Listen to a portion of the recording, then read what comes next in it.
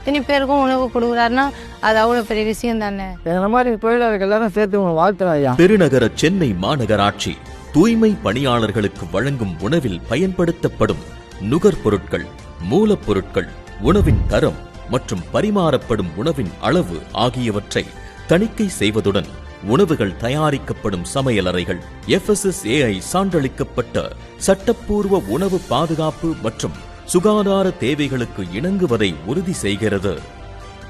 இந்த மகத்தான திட்டத்தை தொடங்கி வைத்த திராவிட நாயகர் மாண்புமிகு தமிழ்நாடு முதலமைச்சர் அவர்களுக்கு தூய்மை பணியாளர்களின் சார்பாகவும் பெருநகர சென்னை மாநகராட்சியின் சார்பாகவும் மற்றும் நகராட்சி நிர்வாக மற்றும் குடிநீர் வழங்கல் துறை சார்பாகவும் மனமார்ந்த நன்றிகளை தெரிவித்துக் கொள்கிறோம்.